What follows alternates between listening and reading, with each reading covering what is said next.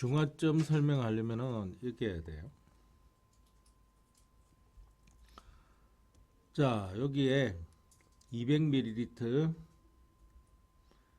H2SO4 수용액이 들어있다. 어떻게 들어있냐면은 수소이온 2마리에 황산이온 하나, 수소이온 2마리에 황산이온 하나, 요렇게 들어있다는 얘기야. 요거를 완전 중화시키기 위해, 즉 여기 있는 거 수소이온 단 한 마리도 없이 다 없애기 위해 넣어주는 게 뭘 넣어주느냐, NaOH 수용액을 넣어준단 말이야. 수산화 나트륨 NaOH 수용액을 넣어주는데 요걸 100ml 넣어줬다네. 그랬더니 완전 중화가 된 거야. 그때 지점을 중화점에 도달했다 이렇게 이야기하거든. 그러면은 이 NaOH 100ml 수용액의 조성이 어떻게 되느냐, 자, Na 플러스 OH 마이너스 이렇게 들어갈 거 아니야. 이게 일가기 때문에 얘도 한 개만 들어가거든. 그러면 이렇게 물로 간다고. 그럼에도 불구하고 수소이온이 3개 남아있으니까 이런 식으로 들어가서 또 하나 없애야 되고, 이런 식으로 들어가서 또 하나 없애야 되고, 이런 식으로 들어가서 또 수소이온 하나 없애야 돼. 그래서 이렇게 100ml를 조금씩 넣어갈 때마다 이온의 개수 변화가 어떻게 되느냐, 이게 첨가하는 NaOH 수용액의 양이야. 여기까지 집어넣었다 그러면 50ml가 들어간 거고, 여기까지 집어넣었다고 그러면 100ml, 50ml가 아니라 25ml지. 25ml가 들어간 거고, 여기까지 넣었다 그러면 토탈에서 50ml가 들어간 거고, 여기까지 넣었다 그러면 150ml, 75ml, 왜 이러나 이거? 밀리리터 들어간 거고, 여기까지 들어갔으면 이제 100ml까지 들어간 거다. 왜냐면 100ml 넣어줬을 때 이렇게 됐다는 거니까. 그러면 여기가 이제 100ml가 들어간 거단 말이야. 그러면 여기 이온수인데, 수소이온은 처음에 4개가 있었다고. 처음에 4개가 있었는데 들어갈 때마다 한 개씩 사라져 가지고 100ml 들어갔을 때는 다 없어진 거야. 쭉 이렇게. 이게 지금 수소이온의 그래프란 말이야. 근데 황산이온은 2개가 있어 가지고, 황산이온은 2개가 지금 1개, 2개 있었는데 아무리 들어오더라도 없어지지 않으니까 황산이온은 계속 2개로 일정하게 가고 있고, 나트륨 이온은 들어오면 들어올수록 처음에는 1개, 그 다음에 2개, 그 다음에 3개, 그 다음 4개가 되니까 나트륨 이온은 계속 늘어만 가는 거예요. 어디까지? 4개까지 늘어간단 말이야. 100ml 집어넣었을 때. 그래서 이렇게 돼서 더 집어넣으면 더 올라가겠지 뭐. 그래서 이게 나트륨 이온이고, 수산화 이온은 어떻게 되느냐면은 처음에는 없지. 제로부터 시작할 거 아니야. 근데 25ml 들어오면 들어오자마자 얘랑 반응해서 없어지고, 반응해서 없어지고, 그러다가 Na 플러스 OH 마이너스를 더 넣어주면, 그래서 125ml가 되게끔 하면은 비로소 한 개가 남게 된다 말이야. 그래서 제로를 타고 가다가 이렇게 올라가게 되는 게 요게 수산화 이온의 그래프다. 요거. 그랬을 때 요 지점 이거 왜 이러고 잘 안 보이노? 그랬을 때 요 지점이 뭐가 되느냐면은, 요 지점이 바로 이 중화점이 돼요.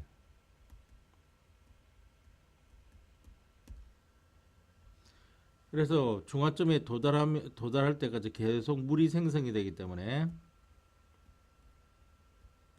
그 다음에 계속 중화열도 발생하거든.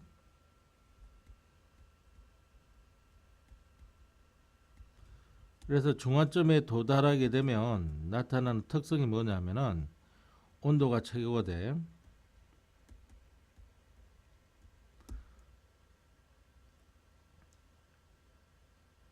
그래서 수소이온이 가만있어 봐.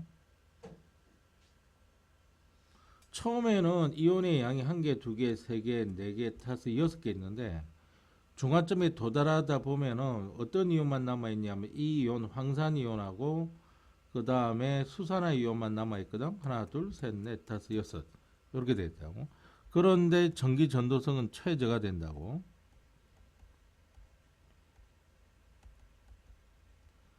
왜냐하면 물이 생성되어 가지고 용액의 부피가 약간 증가하기 때문에 그래. 전기 전도성은 최저, 온도는 최고가 된다.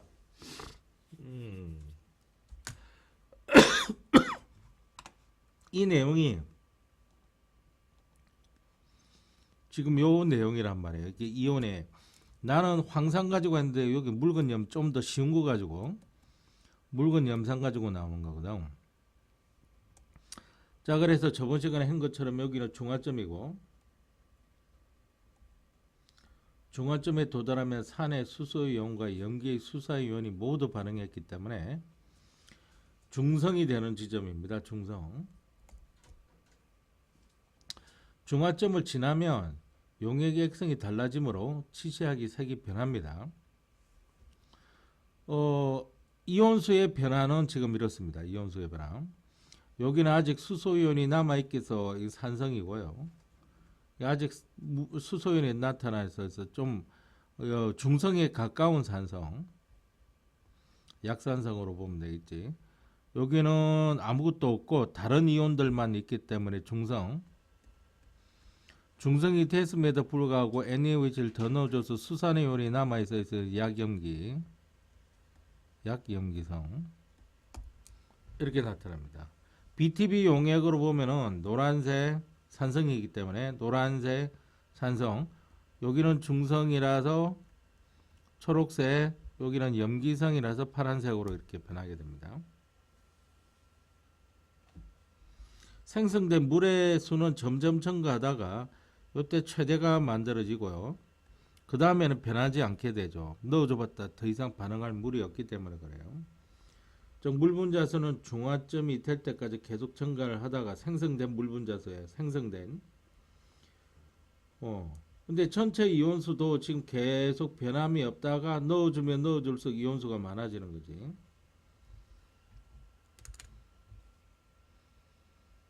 넣어주는 물질의 종류마다 다른데 이거 외워두면 안 되고 요거 선생님 그렸던 거 비슷하죠. Na 플러스 이온, 수산화이온, 수소이온, 염화이온 이렇게 됩니다.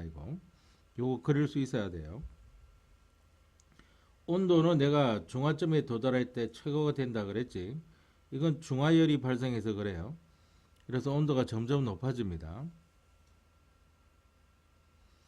그러다가 이것이 모두 반응해서 중화열이 가장 많이 발생하는 지점에서 중화점인데 혼합령의 온도가 가장 높다 이렇게 되는 거예요. 근데 이제부터는 가해주면은 차가운 용액이 들어오기 때문에 온도는 낮아지게 되는 거고, 그래서 중화점에서의 온도가 최고다. 자, 중화 반응이라고 하는 거는 산하고 염기가 섞여 가지고 산도 죽고 염기도 죽고 이렇게 돼 버리는 게 중화 반응이기 때문에, 자, 젖산 이게 산이거든. 그래서 치약 이거는 염기로 사용하는 거야. 그래서 염기성 물질이 치약인 거야. 비린내 이게 염기성이거든. 레몬즙 가지고 중화시키는 거야. 위액 이게 산성 물질이거든. HCl 제산제가 염기성 물질이야. 벌레의 독 이게 산성 물질이거든. 그래서 암모니아수와 같은 염기성 물질로 중화시키는 거야. 신맛 김치 신맛 산성 물질이거든. 신맛이기 때문에 제빵소다 이게 NaHCO3 여기 염기성 물질이거든. 이걸로 중화시키는 거고. 공장에서 나오는 황산화물 산성 물질이라서 산화칼슘 CaO 염기성 물질이야. 석회석 CA CO3 요것도 염기성 물질이거든. 요걸로 중화시키는 거고. 산성화된 토양이나 호수는 석회가루가 이런 것들이거든. 그래서 염기성 물질로 중화시키는 거란 말이야. 자, 수산화 나트륨 수용액과 묽은 염산 10대 10이 만났을 때 중화 반응이 일어나는 거예요. 완전 중화가 돼서 중화점에 도달한 겁니다. 이 왜 중화점에 도달한 거야? 온도가 최고라서. 그러니까 이거는 산이 좀 많은 지역이지. 이건 염기가 적고 얘보단 적고 얘보다 많잖아. 그래서 여기에는 다 산성이에요. 반대로 여기는 염기성 지역이고요. 그러니까 여기만 지금 중성이야. 따라서 A는 염기성이 아니라 산성이지. B는 수산화 나트륨 B에 아직도 지금 산이 남아 있어요. 산이 남아 있으니까 수산화 나트륨 수용액을 넣으면 물이 생성되겠지.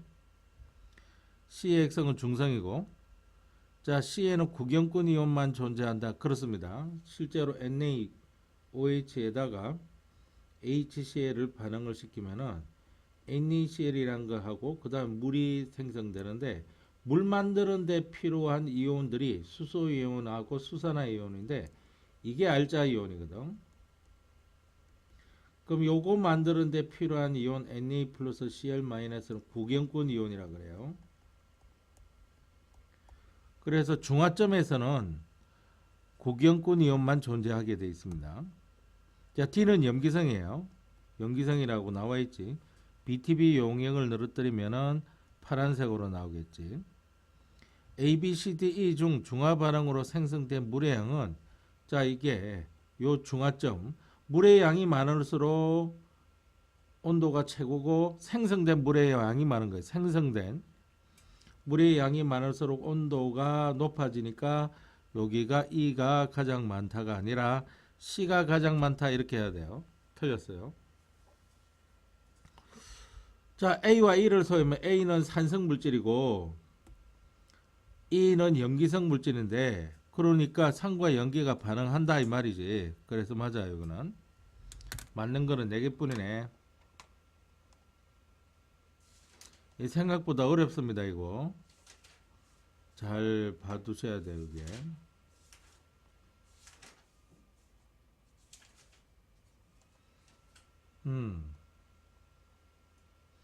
이런 거 상당히 어려워요. 이거 아무나 풀 수 있는 문제가 아니에요. 이게 예를 들자면은 지금 보면 199번 보면은 그림은 묽은 염산과 수산화 나트륨 수용액을 혼합하여 만든 용액이 가나다인데 이온수의 비율을 나타낸 거란 말이야. 가나다에 넣은 묽은 염산의 부피는 모두 같고, 여기 묽은 염산의 100이면 여기도 100 같고, 수산화 나트륨 용액의 부피는 모두 다르다. 이렇게 나와요. 모두 다르단 거야. 그러니까 간은 이게 묽은 염산을 이렇게 한번 보자고. 요게 100ml고 요렇게 전부 다 들어있다고 보자고. 가나다에. 그래서 염화 이온이 한 칸, 두 칸짜리가 나온다고 보자고. 근데 여기에 Na 플러스 OH가 들어가 있는 거야. 그러면 얘하고 중화 반응하면서 없어졌을 거 아니야. 그럼 얘 두 마리 1이거든. 그러면은 나머지 이온이 이렇게 차지하는 비율이 안 된다고. 그러니까 염화 이렇게 요거로 보면 요거는 수소 이온 요렇게 봐줘야 된다고. 그러니까 이게 나 조성이라고 보자고. 그러면은 똑같은 양의 HH 플러스 ClCl 마이너스 들어가 있는데 어떻게 하면은 이렇게 되고 어떻게 하면 이렇게 되냐 이거야. 그래서 Na 플러스 OH 마이너스가 이렇게 돼 있는데 Na 플러스 OH 마이너스가 이렇게 두 마리가 들어있다면 이거 다 없어지고 요거하고 요렇게 들어있다는 이야기지. 이걸 다 조성으로 볼 수가 있는 거야. 그러니까 이거는 나트륨 이온으로 빠진다는 이야기지. 그러면 어떻게 하면 또 이렇게 되느냐? H 플러스 Cl 마이너스 Cl 마이너스에 Na 플러스 OH 마이너스 Na 플러스 OH 마이너스 이렇게 들어 있으면 Na 플러스 OH 마이너스 이렇게 들어 있으면 요거는 1대 2대 3이 들어 있다고. 1대 2대 3 딱 들어 있다고. 그러니까 염화 이온이 이고 요거는 수산화 이온이고 요거는 나트륨 이온이라는 것을 알 수 있고 요 조성이 가가 된다는 이야기야. 가는 그러니까 이것 때문에 염기성이 되어 있는 거 맞고 다에서 BTB 용액은 중성이니까 노란색이 아니라 초록색을 떼야 되고 틀렸지. 가나다를 모두 혼합한 용액은 산성인가 여기 보면 OH 마이너스 있고 여기는 수소 이온이 있고 반응해서 없어지겠지. 그러면은 요거는 또 OH 마이너스 수소 이온이 없지. 그러면은 딱 중성이 되네. 그래서 틀리게 되는 거란 말이야. 이런 식으로 해. 이건 전부 다 유추하는 거예요. 유추. 어떻게 지금 문제 푸는지 하나 본보기를 보여준 겁니다. 이게.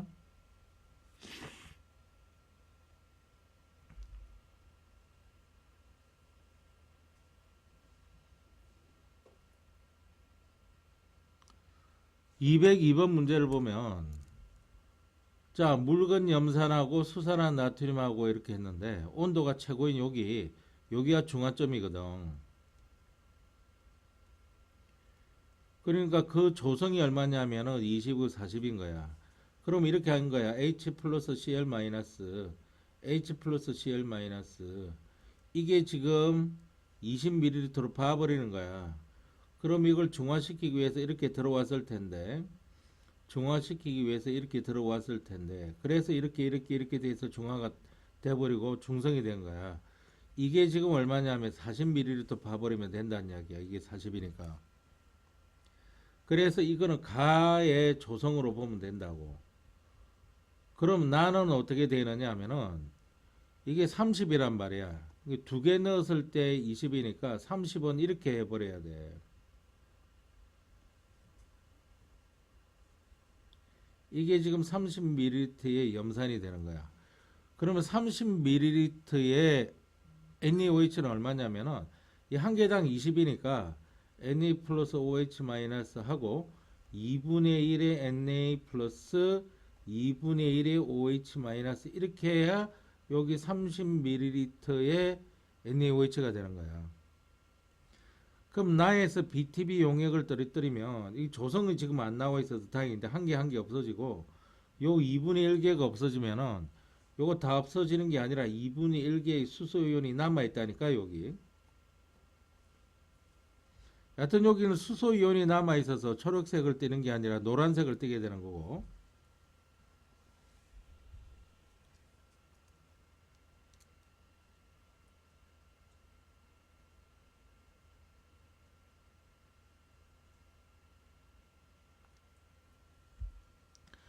지금 가에 들어있는 염화이온수 2개, 나트륨 이온수 2개 같지? 그래서 맞게 되는 거고. 중화보랑으로 생성된 물 분자수는 나하고 다하고 봤을 때 온도가 높은 쪽이 훨씬 더 크다. 그래서 맞게 되는 거예요. 답은 3번인 거야.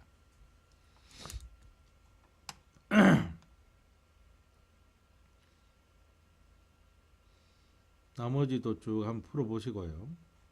이런 거 쉬운 거 아닙니다. 이런 거.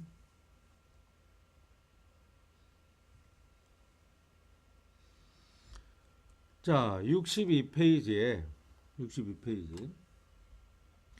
물질 변화에서 에너지 출입. 이거 중학교 3학년 2학기 과학책에 나오는 겁니다. 이게 3학년 2학기 자, 물질이 변화할 때는 반드시 열이 출입한다라는 이야기입니다.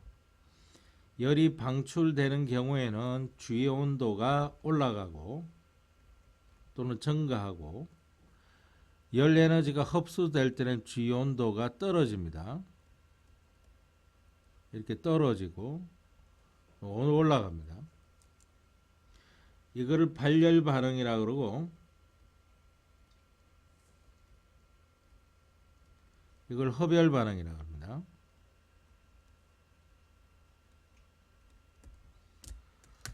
자, 그 예들을 지금 보고 있는데, 열 에너지를 방출하는 상태 변화, 열 에너지를 방출하는 상태 변화.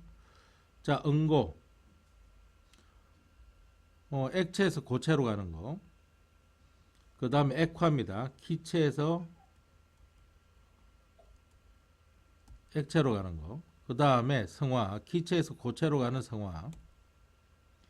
그래서 이글루에 물을 뿌리면 물이 응고하면서 열 에너지를 방출해서 온도가 높아집니다.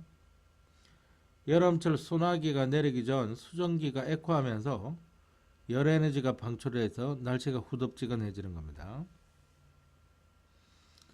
자, 이렇게 열 에너지를 방출하는 화학 반응을 발열 반응이라고 그러고요. 어떠한 에너지든 에너지가 방출되면 됩니다. 그래서 연소할 때 에너지를 방출한다. 철이 녹슬 때 에너지가 방출한다. 이거 조심해도 수능이 출제됐습니다. 이거. 중화 반응. 중화 반응은 중화열을 방출하죠. 그 다음에 산화칼슘이나 연화칼슘이 물에 녹을 때 열 에너지를 방출합니다. 금속이 산과 반응할 때도 열 에너지를 방출하고요.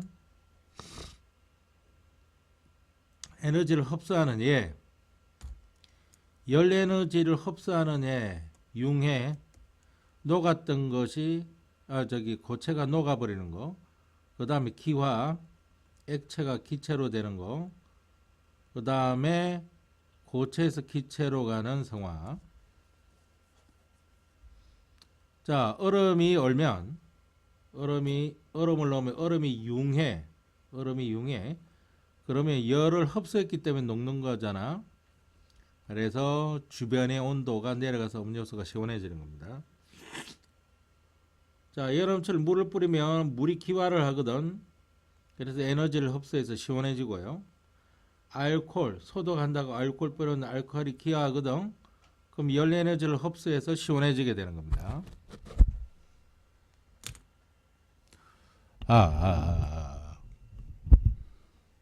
그 다음 땀이 기화하면서 시원해지고요. 드라이 아이스 근처에 있으면 드라이 아이스가 성화하면서 또 시원해지는 겁니다. 이런 것들을 흡열 반응이라고 그러고요.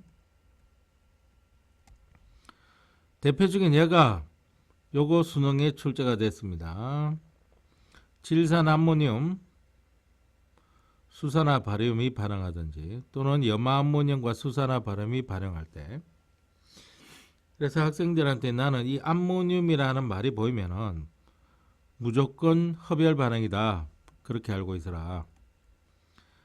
자, 그 다음에 탄산수소 나트륨을 가열했다는 거지. 가열했다는 거는 열을 집어넣어 줬다는 거잖아. 그래서 그것이 흡수되면서 열 에너지가 흡수되면서 분해되거든. 그러니까 이런 걸 뭐라 그러냐면 열 분해 반응이라 그래. 자, 그렇게 되면은 어떤 반응이든지 열 분해 반응은 흡열 반응이다. 그리고 또 여기 암모늄이라는 말이 또 보이지, 그지? 그러면은 또 흡열 반응이란 거야. 이게 물에 녹을 때 열을 흡수한다, 이렇게 돼 있긴 하지만. 그리고 이 실험 자체가 또 시험 문제 수능에 출제가 된 적이 있습니다. 이렇게 서로 반응을 하면 여기 물을 뿌려 놨는데, 여기 물을 뿌려 놨거든. 요 사이에 물이 뿌려져 있는데, 이게 흡열 반응에서 온도가 낮아지면서 물이 온다고. 물이 얼어버렸기 때문에 이게 달라붙어. 삼각 플러스 그에 달라붙는다고, 나무판이. 그래서 그걸 보여주고 있는 거란 말이야. 흡열 반응이 뭐 보여주고 있는 거야. 그 다음에 물질 변화에서 에너지 출입 이용. 이용을 어디에 하느냐. 발열 반응은 따뜻하게 하는데 이용하면 되겠지. 요리나 난방에 이용을 하는 거야. 따뜻하게 해주는데 하는 거야. 조리하는데 해주는 거야. 그 다음에 냉해를 예방하는 데 사용하는 거야. 연소해가지고 연소시켜서 뭔가 에너지를 얻어내는 데 사용되고, 데우는 데도 사용되고. 요 마지막이 좀 특이한데 좀 이따가 보고. 그러니까 메테인과 뷰테인 등의 연료가 연소될 때, 연료가 연소할 때 방출하는 열을 이용해서 요리나 난방을 한다. 메테인, 뷰테인. 손난로, 요 속에는 철가루가 들어있거든. 이게 산소와 반응하면서 열 에너지를 방출하여 따뜻해지는 거란 말이야. 이 손난로는 수능에 이제 출제가 된 적이 있고요. 그 다음에 발열 용기라고 해서 군대 가면 다 이거 전투식량으로 먹습니다. 요 속에는 산화칼슘이 물에 녹을 때 열이 방출한다고. 과수원에 개화식에 물을 뿌리면 물이 엉거워하면서 열 에너지를 방출하거든. 냉해를 예방한 거고요. 화석 연료를 연소시켜서 나오는 열 에너지로 이런 탈 것들이 움직이겠다는 거고, 커피 전문점에서 수증기를 액화하면서 방출하는 에너지를 이용해서 우유를 데우는 겁니다. 산화칼슘이 물에 녹을 때 열 에너지를 방출하기 때문에 구제역 바이러스를 제거한다. 바이러스가 열에 약하거든. 저 오른쪽에 보면 물과 산화칼슘을 섞으면은 이게 군인들이 먹는 그 전투 식량 속에 여기에 물과 산화칼슘을 넣어 놓는데, 그럼 섞이면 열이 발생해요. 엄청나게 많은 열이 나오는데 그걸로 요 달걀을 익혀 버릴 수가 있다고. 자, 흡열 반응을 이용하는 애. 흡열 반응을 이용하는 애. 자, 어떤 것들이 있냐 보면은 이게 춥게 만드는 거잖아. 차가워지게 하는 거고.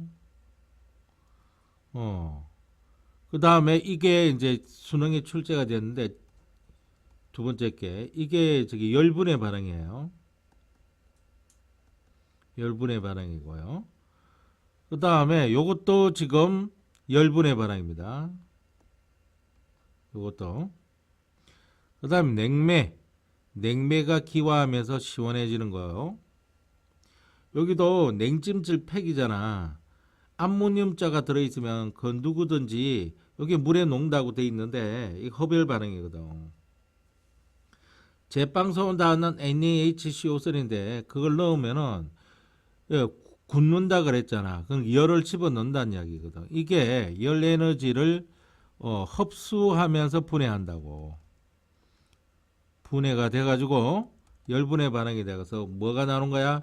이산화탄소가 발생해서 반죽이 부풀어 오르는 거야. 불이 났을 때 뿌리는 소화기에는 역시 탄산수소, 나트륨 요거랑 똑같은 성분이에요. 그러면 이게 열에 의해서 분해가 되면서 이산화탄소가 나오고, 그래서 불이 꺼진다는 이야기야. 주변의 온도도 떨어지고. 그 다음에 얼음 주머니를 넣으면 얼음이 녹으면서 연 에너지를 흡수하거든. 그래서 신선도가 유지가 되는 거야. 아이스크림을 포장할 때 드라이아이스를 넣으면 드라이아이스가 성화하면서 연 에너지를 뺏어서 성화하거든. 그래서 주변 온도가 떨어져서 아이스크림이 잘 녹지 않는다는 얘기야. 그 다음에 생면 현상과 지구 현상에서 이것도 한 가지 예들이다 이 말이야. 광합성은 초점이 어디 맞춰져 있냐면은 흡열 반응에 초점이 맞춰져 있습니다. 왜 그러냐면 비대 에너지를 흡수하기 때문에 그래요. 세포흡은 발열 반응에 초점이 맞춰져 있습니다. 자, 물이 순환할 때 에너지를 흡수하면 증발해서 수증기가 되고, 에너지를 방출하면 응결해서 구름이 된다. 태풍은 바다에서 태양 에너지를 흡수해서 증발한 수증기가 물로 응결되는 과정에서 열 에너지를 방출하는데, 이 방출된 열 에너지가 역학적 에너지로 변환해서 바람이 불고 또 열이 방출하면 따뜻해져서 바다에 수증기가 또 만들어지고 이렇게 되는 거란 말이에요. 그래서 태풍도 열 에너지 흡수 방출과 관계가 있습니다. 자, 다음은 물질 변화가 일어날 때 에너지가 출입하여 일어나는 두 가지에 대한 설명이다. 비커에 산화칼슘이 들어있는 팩과 물을 넣고 와 이거 발열이다. 군대 가서 먹는 전투식량이다. 그러면은 음식물이 익어버린다. 자, 여기 암모늄자가 보이면 뭐다? 이거는 흡열 반응이다. 주변의 온도가 떨어지는 흡열 반응이다. 가에서 일어날 때 열 에너지가 방출한다. 맞지? 가에서 반응이 일어나면 주변 온도가 높아지지, 그지? 가에서 일어나는 발령은 발열 반응이다, 그지? 나에서 반응이 일어날 때 열 에너지를 흡수한다, 그지? 나에서 반응이 일어날 때 주변 온도가 낮아진다, 그지? 나에서 나무판 위에 물이 얼음으로 변하는 상태 변화가 일어난다, 그지? 얼어붙는다 그랬잖아. 물이 너무 흡열이 잘 일어나서. 가와 나에서 일어나는 반응의 에너지 출입 방향은 다르다, 그지? 같다가 아니야? 다르다. 역시 맞는 게 4개뿐입니다. 이거는 상대적으로 쉬워서 충분히 진행할 거라고 보고 있습니다. 상대적으로 쉬워서.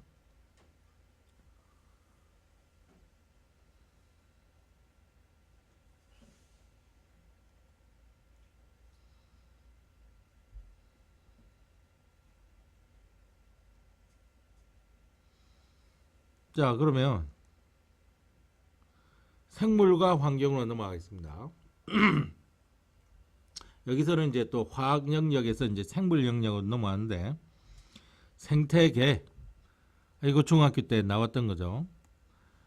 자, 생태계에서 먼저 공부하는 거는 그러니까 요렇게 지금 볼게요. 이게 여기가 양천구란 말이야.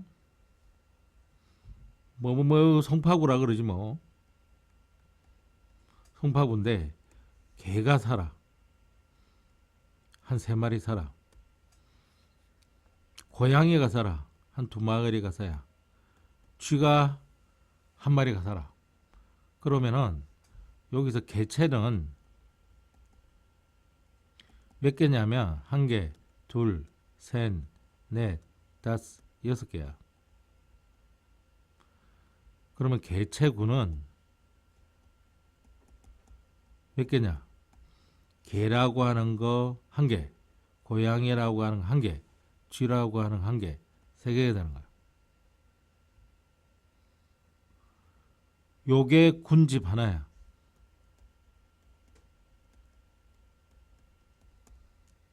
그냥 그러면은 독립적으로 생활 활동할 수 있는 하나의 생명체 개체, 일정한 지역에서 사는 같은 종의 개체들의 무리를 뭐라 그런다? 개체군이라 그런다. 일정한 지역에서 사는 여러 개체군의 무리를 뭐라 그런다? 군집이라 그런다. 이런 군집들이 모여서 생태계를 구성한다.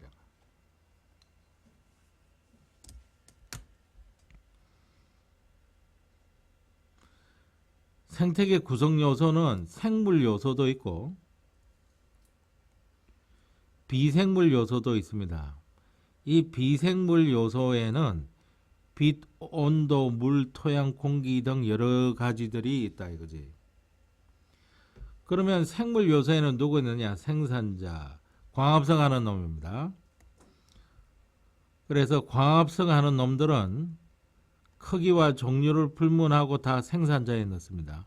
따라서 식물만 생산자가 아니라 식물성 플랑크톤, 그 다음에 광합성 세균도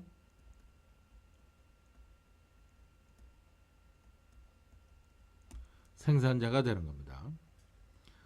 그렇다면 나머지는 소비자와 분해자 이 2가지가 남게 되는데 다른 생물을 먹이로 하여 양분을 쓴 게 광합성을 할 수가 없는 놈이에요. 이런 것들을 제외한 나머지가 다 들어가는 겁니다. 근데 여기서 분해자를 잘 보셔야 돼요. 분해자. 분해자는 사천에 배설물을 분해하면서 살아가는 놈입니다. 시체나 똥 먹고 사는 놈이에요. 그게 세균, 곰팡이, 버섯 이런 것들입니다. 자, 그래서 분해자를 잘 봐두셔야 돼요. 그 다음 생태계 구성 요소 사이의 관계, 생물 요소, 비생물 요소의 상호 관계로 유지되는 거야. 서로 영향을 주고받는 거야. 자, 기온 비생물 요소거든요. 근데 은행, 나무 이거 생물 요소잖아. 그래서 비생물 요소하고 생물 요소고요. 낙엽 이거 생물 거거든요. 토양 이건 비생물 거예요. 지렁이 이건 생물이거든요. 토양 이거는 비생물이잖아. 생물끼리 영향 주는 거. 메뚜기 생물이거든요. 풀 생물이에요. 그래서 1의 예냐, 2의 예냐, 3의 예냐. 그 다음 생물과 환경의 상호관계. 그러니까 이거 지금 보겠다는 겁니다. 요 둘 사이에 생명하고 비생명 요 사이 관계. 빛의 세계에 영향받고요. 요거는 1조 시간입니다. 1조 시간이 뭐예요? 태양이 비추는 시간.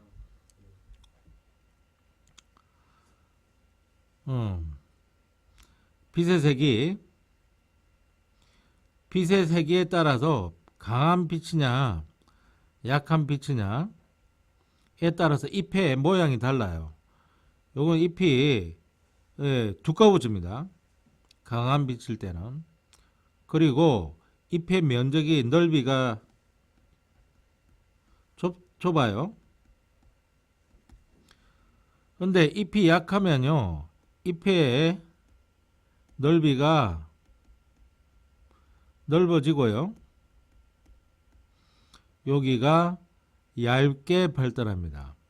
그러면 이 울타리 조직이 2층 구조를 가지고 있어서 울타리 조직이 발달하는데 반해 여기는 울타리 조직이 덜 발달하게 됩니다.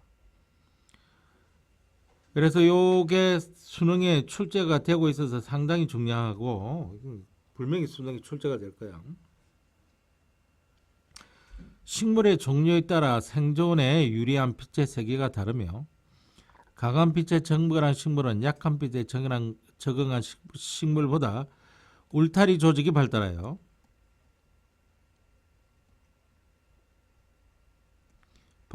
잎이 두껍습니다. 그리고 약한 빛을 받는 잎은 얇지만 넓어서 약한 빛을 효율적으로 흡수할 수 있게 해줍니다. 자, 햇볕 받는 시간이 길어지거나 짧아질 때 어떤 일들이 벌어지냐면은 이 번식하는 시기 등이 결정이 나요. 동물의 적응은. 식물의 적응을 잘 보셔야 됩니다.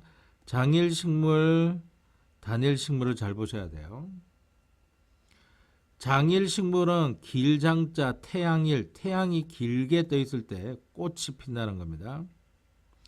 꽃이 언제 피는지를 봐줘야 돼요. 단일식물은 햇볕이 짧을 때 꽃이 피는 게 단일식물입니다. 그러나 이대로 하면은 수능에서 틀립니다. 과학자들이 잘못 판단해서 잘못 이름을 붙인 거예요. 태양이 길게 있어서 꽃이 피는 게 아니고 단일식물, 태양이 짧을 때 꽃이 피는 게 아니다는 걸 알게 된 거예요. 그게 왼쪽에 설명되고 있는 겁니다. 자, 여기 있는 거는 단일식물인데 일단 위에 있는 거 두 개만 보겠습니다. 낮이 짧으니까 꽃이 펴요. 그래서 단일식물 아닌가? 낮이 길 때 꽃이 피어요. 오른쪽에 있는 거는? 그게 장일식물 아닌가? 아닙니다. 그게 아니라 연속적인 빛 없음 시간이 있는데요. 연속적인 암기 시간이 있는데 그것이 만족하느냐 만족하지 않느냐입니다. 따라서 장일 식물은요, 연속 암기 시간보다 짧으면 꽃이 핍니다. 연속 암기 시간이 여기서부터 여기까지예요. 요 시간 동안 빛이 연속해서 안 들어와야 돼요. 근데 빛이 들어와 버렸어요. 빛이 들어와 버리면은 꽃이 핍니다. 이것 때문에 꽃 피는 거예요.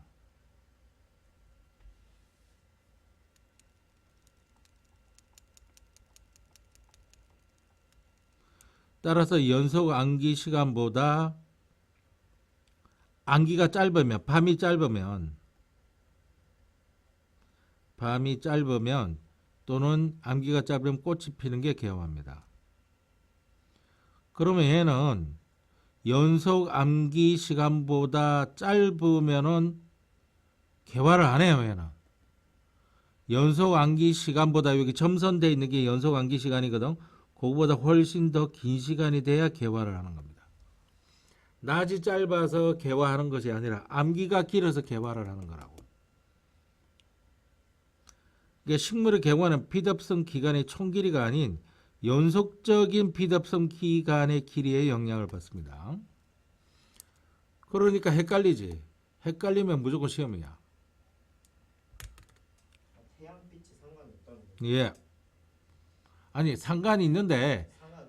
연속적인 빛 안옴 시간이 더 중요하다고. 빛 오는 시간이 아니라.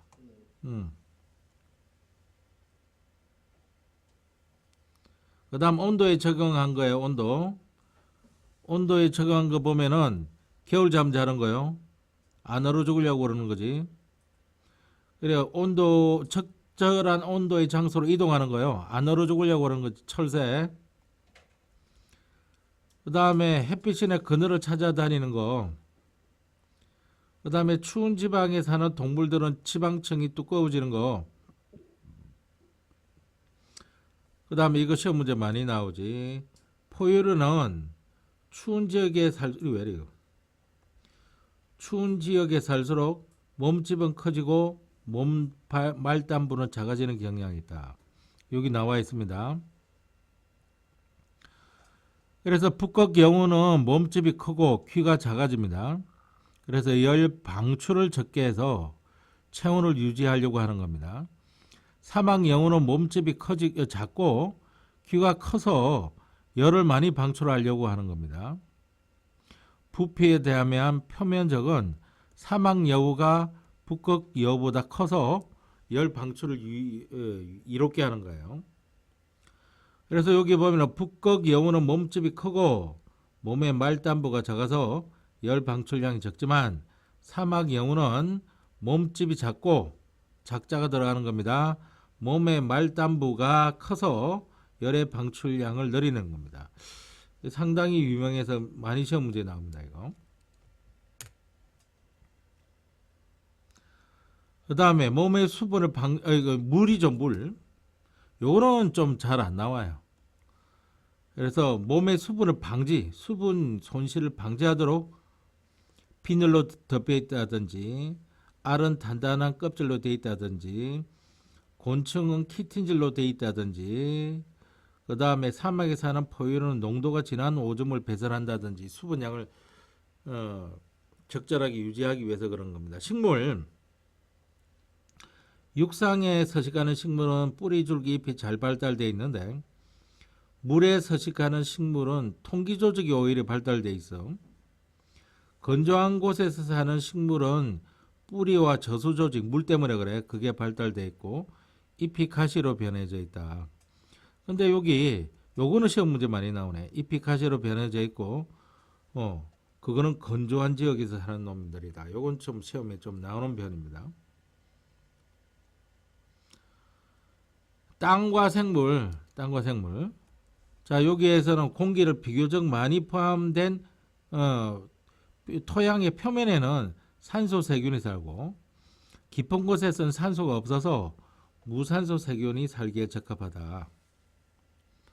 염분이 높은 땅이 있거든. 소금기가 많은 땅에 사는 함초는 고농도 염분을 저장하는 조직이 발달해서 수분을 잘 흡수한다. 지렁이와 두더지는 토양의 통기성을 높이고 흙속을 돌아다니기 때문에 이 배설물은 영양 물질을 공급해주는 역할을 합니다. 동물의 사체나 배설물을 분해해주면요, 이게 양분으로 바뀌게 되는 거예요. 그 다음에 공기와 생물에서는 호흡과 광합성을 통해서 공기의 조성을 실제로 바꾸어주고 있고, 산소가 희박한 고산지대에 사는 사람은 평지에 사는 사람에 비해서 적혈구 수가 많습니다. 자, 그럼 빈출 자료 보기. 비돈도 생물은 비생물적 요소에 속한다. 맞아요. 개체군 A, B, C는 모두 같은 종이 아니죠, 지금? 같은 종 아닙니다. 개체군 A 서로 다르죠, 지금? 분해자는 비생물이 아닙니다. 생물이죠. 개체군 A, B, C는 서로 다른 군집 아니면 같은 군집에 속해 있네. 같은 군집에 속해져 있습니다. 그리고 같은 군집인지 다른 군집인지 잘 모르겠어요, 나는. 그래서 아닌 걸로 하겠습니다. 토끼가 풀을 먹고 사는 것은 토끼 생물이지 풀 생물이지. 그러니까 기억이잖아. 맞아요, 이거는. 한 식물에서도 강한 빛을 받는 잎이 약한 빛을 받는 잎보다 두꺼운 것은 이거는 빛을 받아서 생물이 변하는 거니까 니온에 해당되는 거 맞지, 그지? 맞아요. 낙엽이 쌓여 생물이지, 그지? 그러면은 토양은 비생물이잖아. 디귿이네. 맞네. 요거도 맞는 게 4개가 되겠습니다. 자, 그러면 잠시 쉬었다가 너무 많은 것 같아요, 진짜. 뭐가 많은 것 같아? 생태계 평형으로 들어가도록 하겠습니다. 자, 여기 보면은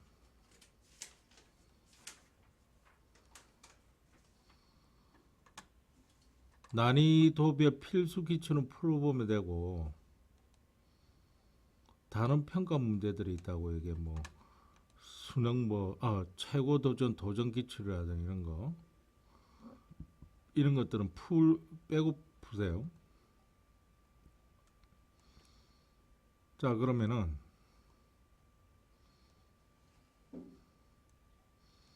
어디 갔지?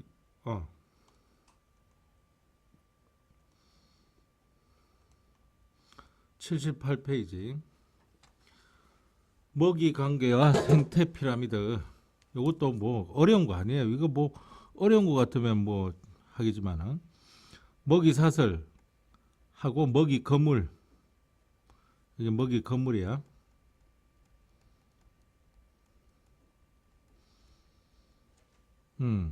요게 지금 먹이 거물 나타낸 거야. 요거는 이제 생산자지. 그러면 토끼는 1차 소비자고, 요렇게 보면은 매가 2차 소비자야. 그런데 쥐가 1차 소비자거든. 근데 이렇게 따라가 보면 뱀은 2차 소비자가 되고, 그렇게 되면 매는 3차 소비자가 되는 거야. 따라서 매는 2차 소비자이자 3차 소비자이자, 이렇게 보면 1차, 2차, 3차, 4차 소비자까지 될 수 있어. 매는. 그렇다는 거야. 그러니까 그렇게 시험 문제가 나와. 그 다음에 생태계에서 에너지 흐름은 일방으로 흐릅니다.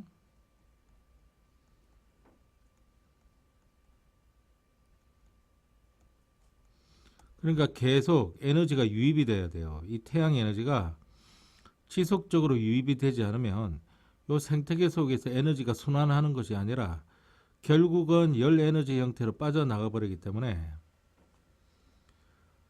태양 에너지가 공급이 돼야 돼요. 계속. 요걸 조심하시면 되고, 생태계에서 피드 에너지는 뭐에 의해 유기화물,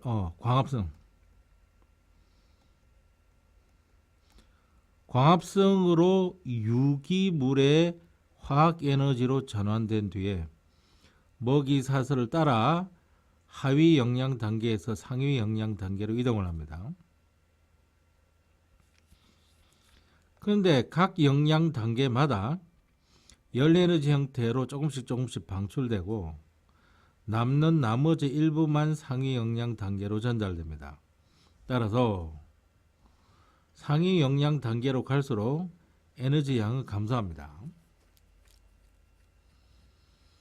이렇게 에너지는 한 방향으로 흐르다가 생태계 밖으로 빠져나가 버립니다. 따라서 태양으로부터 비에너지가 계속 공급되어야만 생태계가 유지된다. 그 다음 요게 에너지 피라미드고요. 개체수 피라미드고 생체량 피라미드인데 이 괄호 넣기 시험 문제가 나와요. 근데 누가 누군지는 몰라도 이 세 가지를 외우고 있으면 돼요. 아니요. 요 낱말을. 이게 에너지인지 이게 에너지인지는 알 필요는 없고 에너지, 개체수, 생체량 피라미드 이 세 개. 이거를 뭐라 그러냐 하면은 이게 뭐라 그러더라. 3번을 안 보자. 이거 나도 까먹었다 이거. 3번의 답이 뭐지? 생태 피라미드. 이 세 개를 뭐라 그런다? 생태 피라미드라고 한다.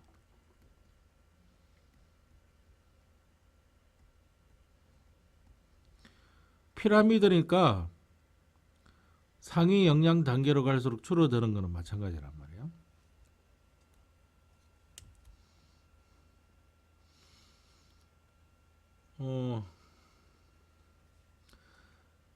여기 보면 에너지 효율.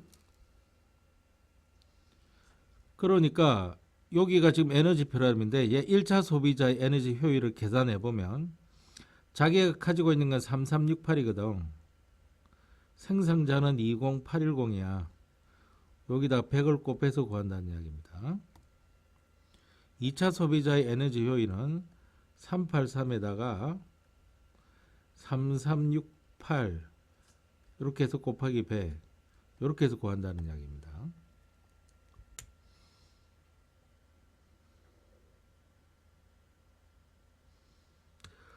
자, 생태계 폐역 먹이 관계와 생태계 복잡할수록 먹이 건물이 복잡할수록 여기 이제 수능이 출제가 됐고요. 그래야 생태계 평형이 잘 유지됩니다. 특정 생물종이 사라지면 쉽게 깨진다. 이 단순한 이거는 복잡한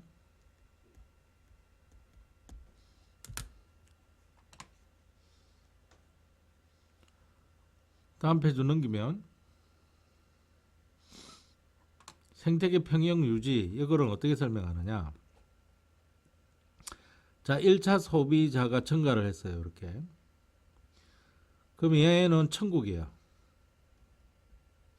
천국을 맞이했고 얘는 자기 잡아먹는 놈이 많아지니까 지옥을 못 본다고. 지옥을 맛봤으니까 감사할 거고 천국을 맛봤으니까 증가를 할 겁니다. 그러면 얘 중간에 있는 놈은 어떻게 되느냐. 잡아먹을 놈은 없고 자기 잡아먹는 놈은 많아졌으니까 지옥을 맛보겠지. 그래서 감소를 합니다. 감소를 하면 어떻게 되느냐. 얘는 지옥을 맛보는 거고 얘는 천국을 맛보는 거죠. 천국을 맛봤으니까 증가를 하는 거고 지옥을 맛봤으니까 감소를 하면서 다시 원상태로 돌아온다는 거예요. 요걸 적어주면 되고요. 인간의 개입으로 깨질 수 있다. 이게 뭐냐면은 사슴을 늘리고자 늑대를 사냥해버린 거예요. 여기서. 그럼 사슴 개체수가 여기인데 일시적으로는 사슴 개체수가 늘어나. 그런데 사슴 개체수가 늑대 사냥하기 전보다 더 줄어든다고. 그걸 지금 말해주고 있는 겁니다. 인위적으로 깨뜨리면 안 된다는 거죠.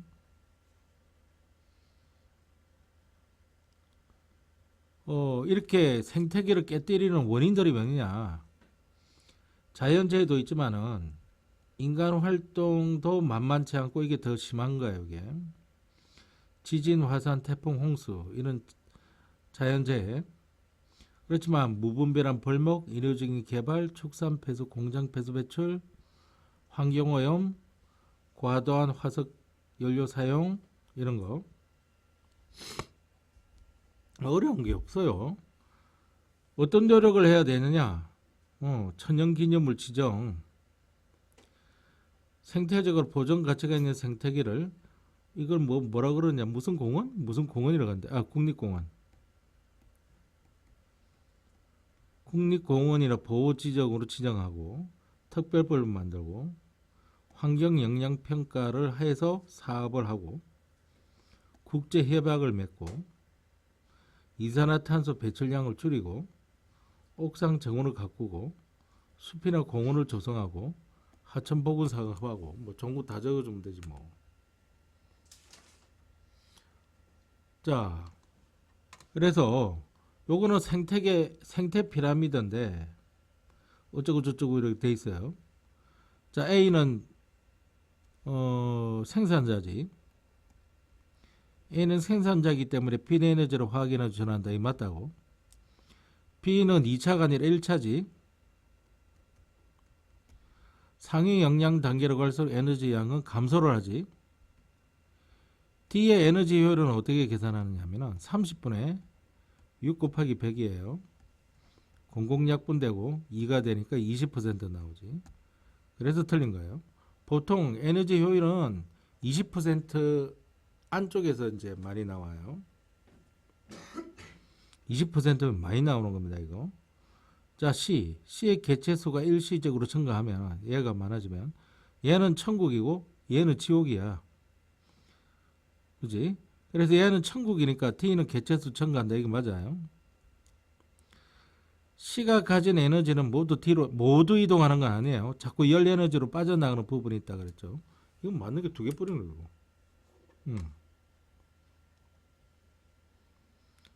난이도 필수 문제는 쭉 한번 풀어보시고. 이게 뭐 어려운 것 같으면 모르겠지만. 또나 안 해요? 예? 예.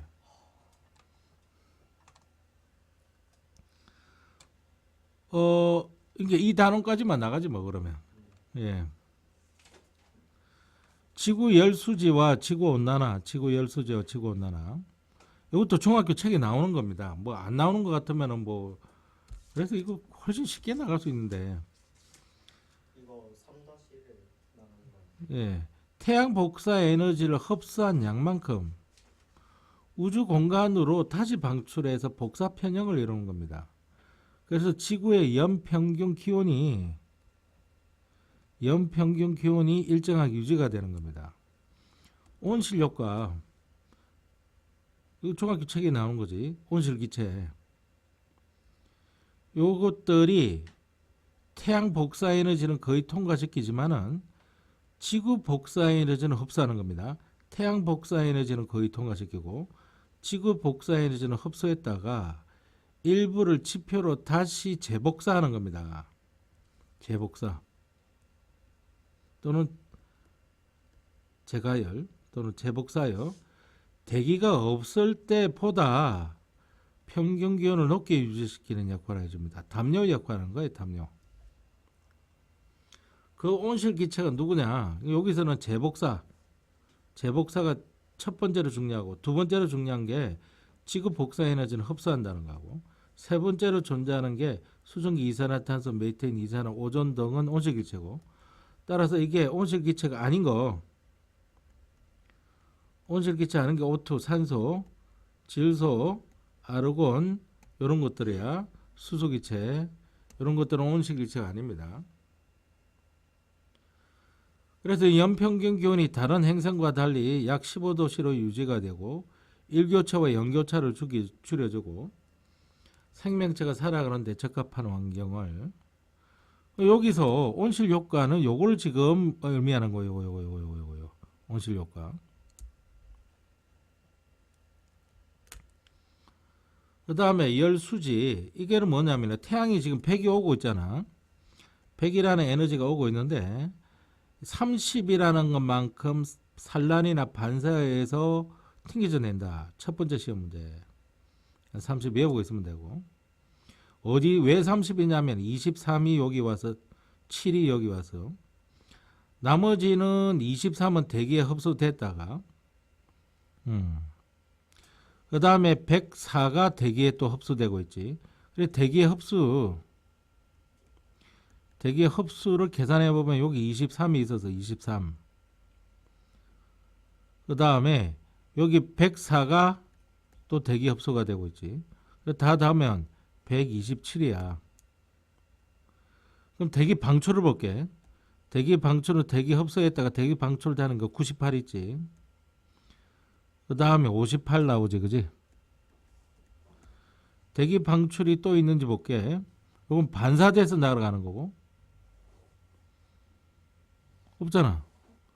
다 더하면 되지. 28, 16. 156이야. 대기가 방출하는 게 58하고 98인데? 그러면 여기 뭐가 더 있어야 돼? 대기 흡수하는 게 더 있어야 되거든? 23이 흡수되고, 대기 23이 흡수되고, 지표면 반사, 우주로 나오고, 그래서 여기 5가 있네. 가만히 있어봐. 이게 대기 쪽으로 보자요.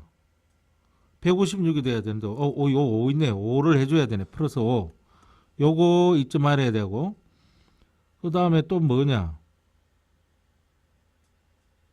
여기 뭔가 있어야 돼. 여기네. 24. 요것도 대기가 흡수하는 거예요. 플러스 24. 이렇게 하면 156이 나와요. 이렇게 같아져야 된다는 거예요. 요거 계산하는 게 시험 문제예요. 저기요. 예.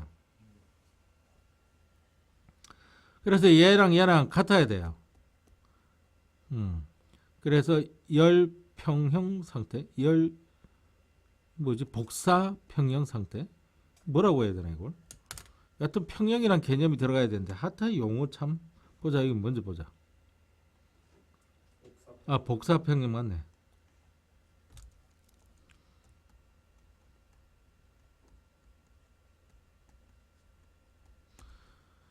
자, 지구온난화는 이 온실 기체의 양이 자꾸 증가하기 때문에 그래요. 온실 기체의 양이. 그래서 지구온난화, 그러니까 온실 효과가 강화되는 겁니다. 평균 기온이 일정하지 못하고 자꾸 높아지는 거예요. 이게. 온실 기체의 농도가 증가해서 대기가 흡수하는 지구 복사 에너지 양이 증가해서 재복사하는 에너지 양이 증가를 하고 대기로부터 흡수하는 에너지 양이 증가해서 지표면의 온도가 상승한다. 지구 열수지가 균형을 이루지 못하고 변하는 거예요. 그러니까 지구 열수지가. 다음 페이지. 이게 원인이 뭐냐? 영양은 어떤 영양으로 대책을 세워야 된다. 대부분의 화석연료 사용량이 증가하기 때문에 그래요. 그래서 온실 기체의 농도 증가, 토지 개발 무분별한 산림, 과도한 사축 사용, 특히 과도한 사축 사용, CO2 방출, 그 다음에 메테인 방출, 요것 때문에 그래요. 그래서 해수면이 상승하게 되죠. 빙하 면적 감소, 해안가 저지대 침수, 기상 이변, 질병 확대, 생물 다양성 감소. 대책은 그렇게 안 하면 되는 거고, 그지? 온실기체 배출량을 보았을 때 이산화탄소 양이 상당히 많죠. 이 온실기체의 양이 증가했다. 그 중에 이산화탄소가 가장 많다. 지구 평균 기온과 대기 중 이산화탄소 농도 변화, 그러니까 이산화탄소 농도 변화가 이렇게 증가하니까 평균적인 지구 기온도 이렇게 증가하고 있는데 두 그래프의 패턴이 같다. 따라서 대기 중 이산화탄소 농도 증가가 상당히 큰 원인이다. 자, 이와 같은 설명, 지구 평균 기온은 대기 중 이산화탄소의 농도와 밀접한 관련이 있다. 이거 맞아요. 지구의 평균 기온은 대체로 상승하는 추세이다. 이거 맞죠? 이 기간 동안 지구의 대기에 의한 온실 효과가 강화가 된 거죠. 이 기간 동안 지구 열수의 변동이 있어야 돼요. 그래야 이렇게 기온이 평균 온도가 올라가죠. 그래 맞아요 이거. 이 기간 동안 극지방의 비마 면적은 좁아졌죠. 녹아버려가지고. 그 다음에 지구의 평균 해수면은 높아졌을 겁니다. 틀렸죠. 이산화탄소 농도 증가율은 1900년대는 기울기가 이 기울기지 2000년대는 기울기가 이 기울기잖아. 보다 크다가 아니라 작다죠.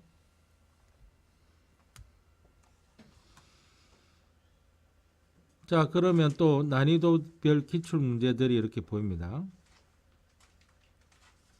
이것들을 풀어보시면 돼요. 실제로 엘니뇨하고 사막화는 좀 시간이 좀 걸리기 때문에 이거는 다음 시간에 하도록 하겠습니다.